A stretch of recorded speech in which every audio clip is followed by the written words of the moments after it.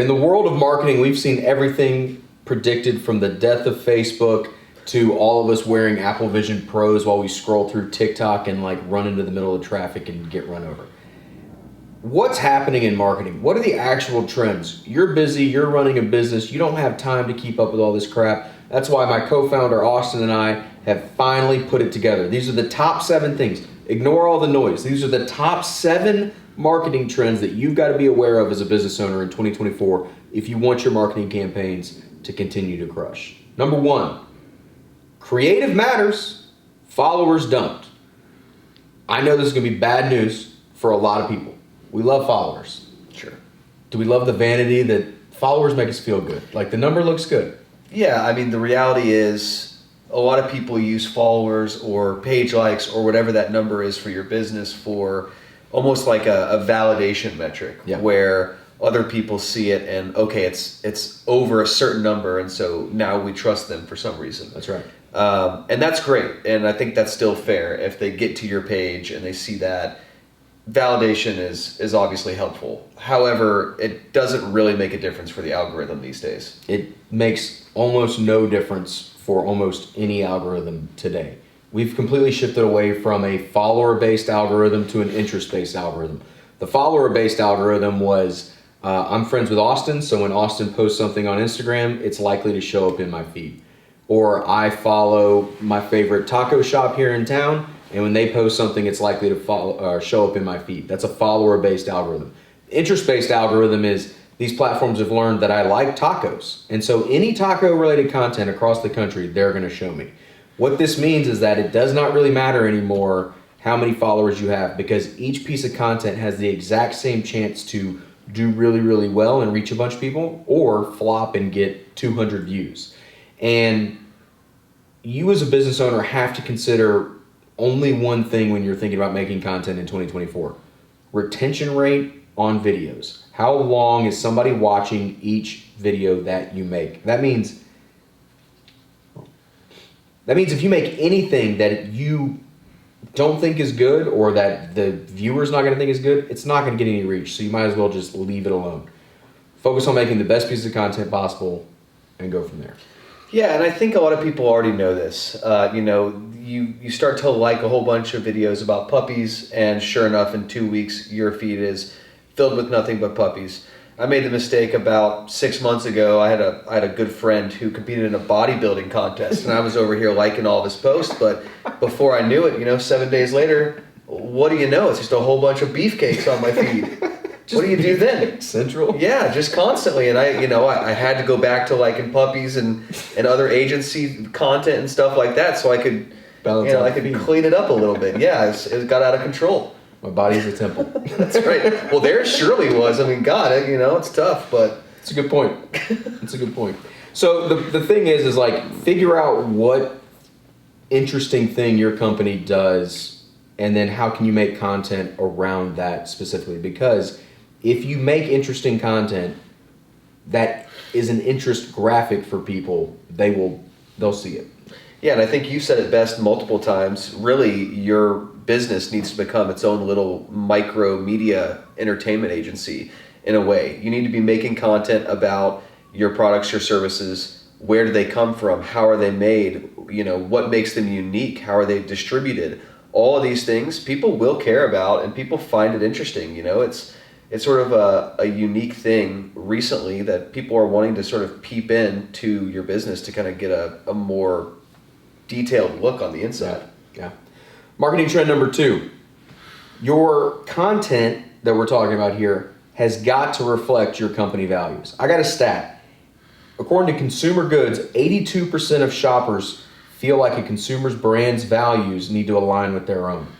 If they don't, then 75% of those same people, will go shop somewhere else. Great example I found of this recently was Lego. Lego has great content on their Instagram page. If you go look, there's one video I found specifically where one of their employees was at Legoland and having fun and riding on the roller coasters, interviewing people, talking to them about their days and all the things. It's really great, really well-performing piece of content. And the reason it works so well is that one of Lego's core values is fun, and their content reflects that.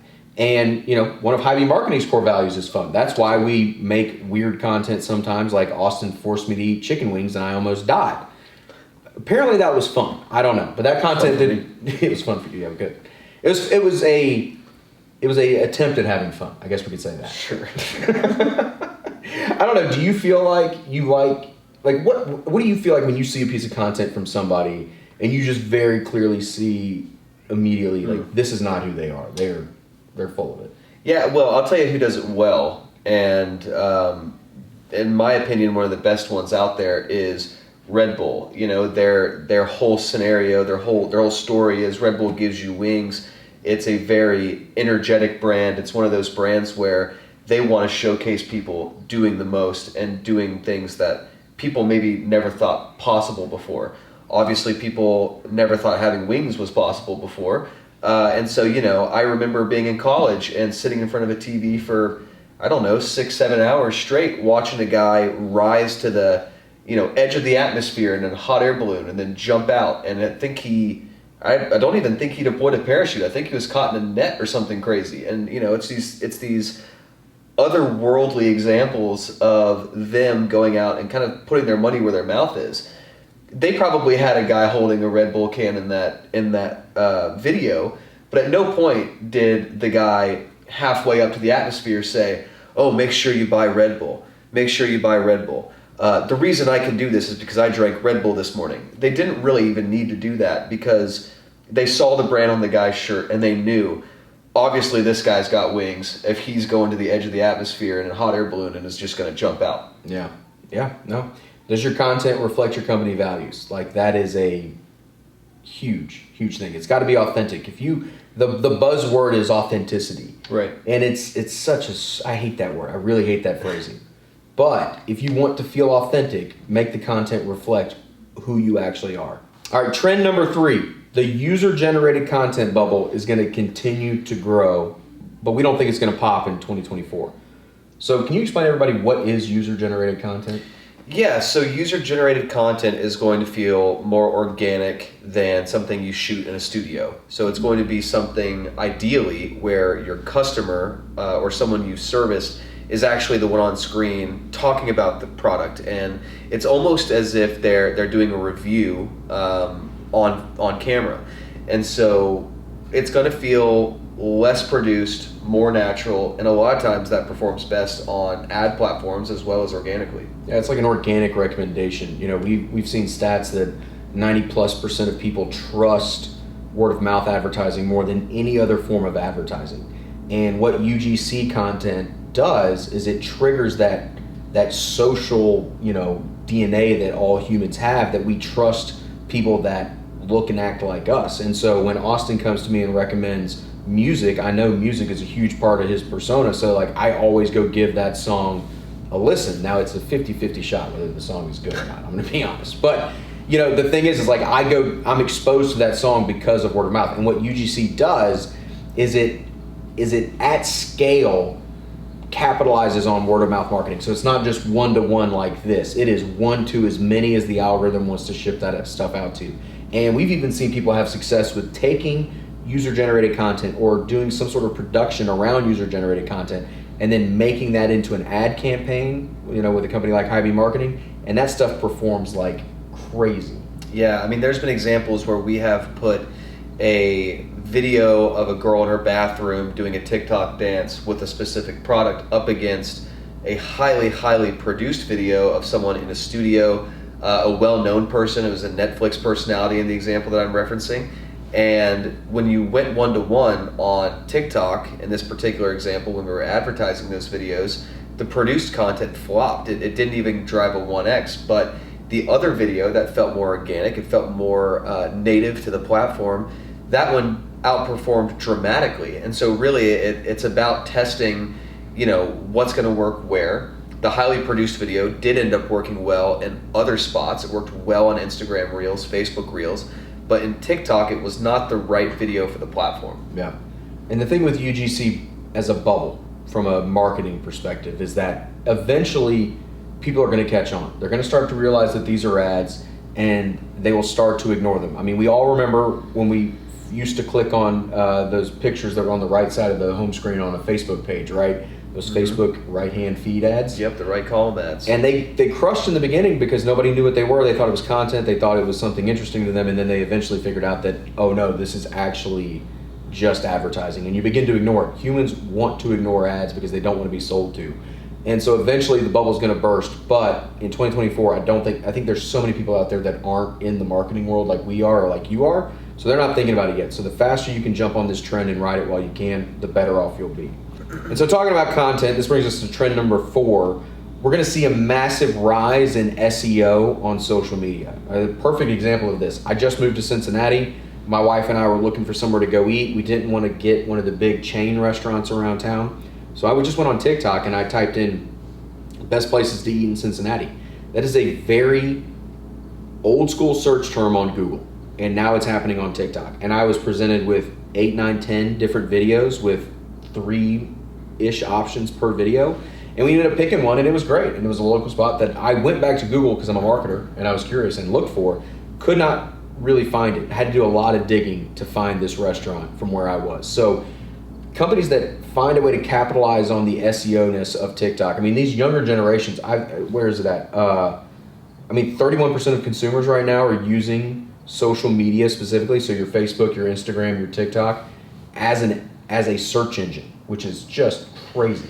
Yeah, and it almost goes back and plays into the UGC side of things too, because when you're searching for best places to eat in Cincinnati, if you made that search on Google, what are you going to see? Well, you're going to primarily see a whole lot of text describing the food. And while that's great, and it might give you some starters in terms of options and ideas of where you might want to go, if you're on TikTok making that search, you're going to see videos and you're going to see the inside of the establishment. You're going to see the food being put on your table and you're going to see it plated. And that's a much better representation of what you're going to get when you actually visit the restaurant. And so it's no surprise that that's on the rise. And we think it's definitely going to continue increasing in 2024. But it's not just in-person stores either that are going to deal with this. Best protein recipes, best shoes for cheerleading, best anything. I mean, insert your company there. Go look right now on TikTok. See if there's videos already happening around what you do in the best of category, or even worse, the worst of category, and hopefully you're not on that list. But you're going to see massive views for those because people are really interested in that content. So find a way to develop a content strategy around answering specific questions, really going into old school search engine marketing techniques, but just done on modern day advertising. That moves us on to number 5. This 5th trend is self-serving, but it's true, and that's why we wanted to include it. Media buyer talent matters now more than ever. And it started in 2020 with the iOS 14 update, and it's just gotten worse from there. So can you take a minute to explain why having the right media buying team like a Hy-Vee Marketing is so key for good digital ad strategies in 24? Yeah, and I think a lot of people who played in these different advertising platforms prior to a lot of these big changes that occurred in 2020 and 2021 had it a lot easier than they do today. You could go into your platform and, if you're one of the protein brands, you could go and search people who are in market currently shopping for a new protein brand. If you're selling financial services, you could actually target people based on their credit scores. You could target people based on their household income or their net worth. These crazy types of targeting that feels borderline invasive, but were so unbelievably powerful, are no longer available to you. And so what does that mean? Well, obviously we know that Facebook is not going away. There's billions of active users each month still on the platform. Advertisers are still putting 25, 30, 40% of their advertising budget into the platform. And so what does that tell us? It means that that's still going to be a viable and functional platform. You just have to know how to adapt to the times. And so you're still going to be able to reach your target audience on Facebook. You just have to know how to use the new tools that they've given us to target. And so are they as obvious to the non-professional media buyer? No, they're not. But if you work with one, it'll become pretty clear how you can actually kind of navigate these newer options and these newer tools to still get in front of the right people.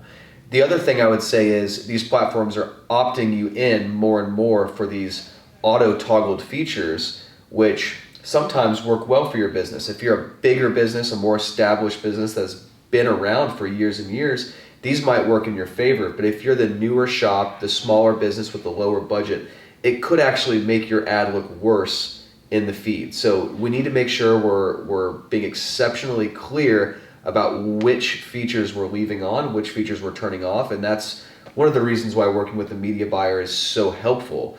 Because otherwise you're going to have a new full-time job having to learn these things. Yeah. Any business that gets over that $1 million in revenue and kind of even approaching $10 million a year in revenue, we see this trend happen where the entrepreneur is a startup hustler. In the beginning, it's all you're wearing all the hats, you got to do it all and make it all happen. That DNA, that got you to that first $1 million. That got your company to 5 years old. That got you to a profitable state. It helped you survive the crazy difficult game that is entrepreneurship. It will not take you from 1 to 10 to $100 million. What takes you there is doing what Jim Collins talks about in one of his books, getting the right people on the bus. And that's really what has to happen from a marketing perspective. You're the CEO. You can't also be the CMO. It's just not a good way to run a business. We've seen tons of data about that. Now, if you just want to keep your company right where it is and you're happy with it, then that's great. This video is not for you. But if you're wanting to keep growing and keep getting better and get more freedom out of your business, you got to start putting the right people on the bus around you, or it's never going to grow, ever. You know, my favorite example of this is if you're in a building that you own as a business owner and the pipe bursts and now you got a plumbing issue to fix, is your first inclination, after you turn the water off, but is your second inclination going to be, I got to go on YouTube and figure out how to fix a busted pipe in the wall? Or is your second inclination going to be, who do I know that's the best plumber that can get this fixed the right way, the right time? Who do I trust? The best businesses in the world always go towards that second inclination. It is across the board what happens. And so you don't have to worry about the next iOS update and Facebook and Apple fighting and all the things. We do that. And other professionals do that. You don't do your own accounting. Why would you do your own marketing? It just doesn't make sense.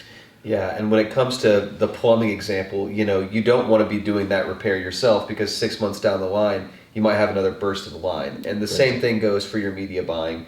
These platforms are changing so often, and if you're not in them every day and you're not working with reps every week, you very well could miss it. And then the metaphorical pipe will burst on your ad campaign at some point, and you'll start to see your results absolutely plummet, and you won't be in a position to fix them yourself. Exactly right. So trend number 6, we're finally going to see everybody get serious about email and social media working together in an omni-channel marketing approach.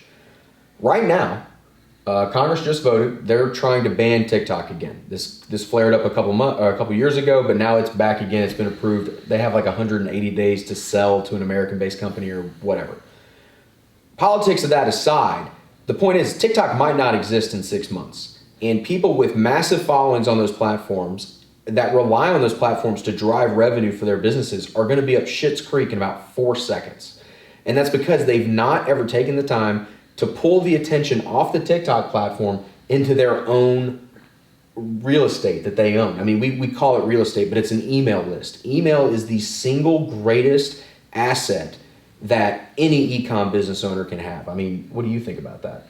Yeah, I mean, the great thing about being able to pull a user off and capture that information for the long haul is it becomes yours. Mm-hmm. You know, you're not having to pay every single time you get in front of them. Instead, they're getting some much more organic feeling updates from your business on the regular. Now, what we tell people is don't just try and send email after email after email after email trying to sell to them. Instead, genuinely give them good, valuable content, give them information that they can use to grow their businesses or grow whatever their hobby might be that they're investing in with your business, whatever that might be, give them that information.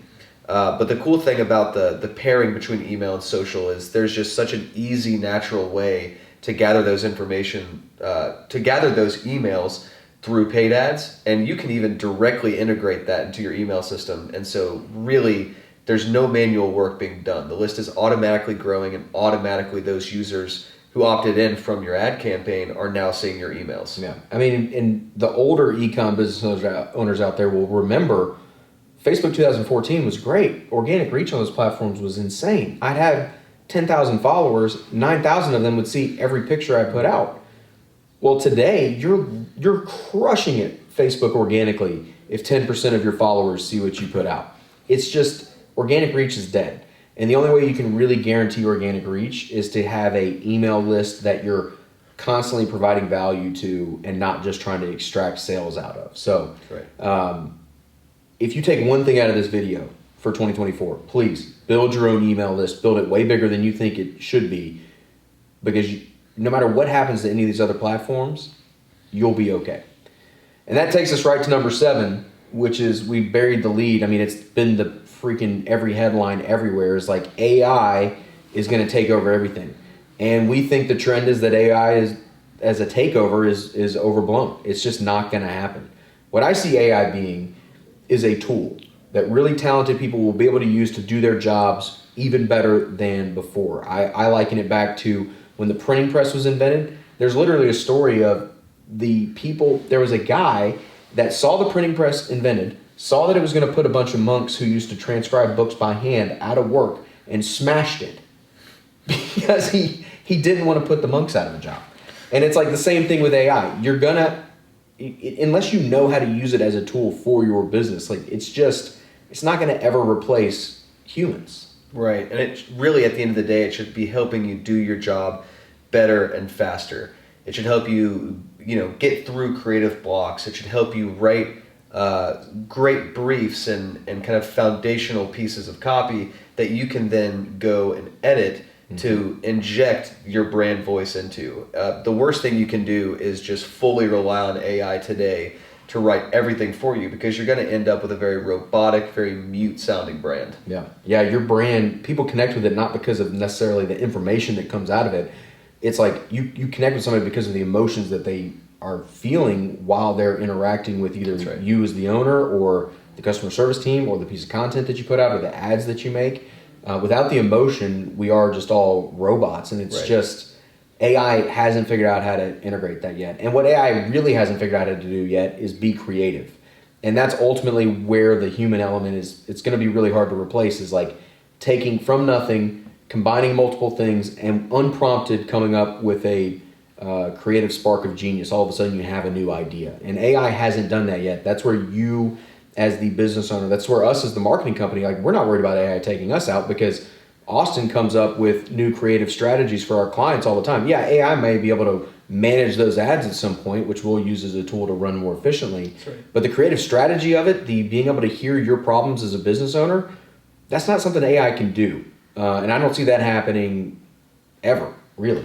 Yeah, and the reality is we need to be learning the tools. We need to be testing the tools. A good thing you can be doing right now is spending a little bit of time each week on getting better at writing these prompts so that it can inject a little bit more of your story into the AI generated copy and provide a little bit more color. Otherwise, like we mentioned, it's just going to sound so bland and robotic. Yeah, that's good. Those are the trends we see taking over 2024 from a marketing standpoint. But at the end of the day, if you're not doing the basics, then you're in trouble. So go to highbeammarketing.com, contact us. We have something called a free paid ads audit. It's a 100-point plus checklist that one of our guys will go.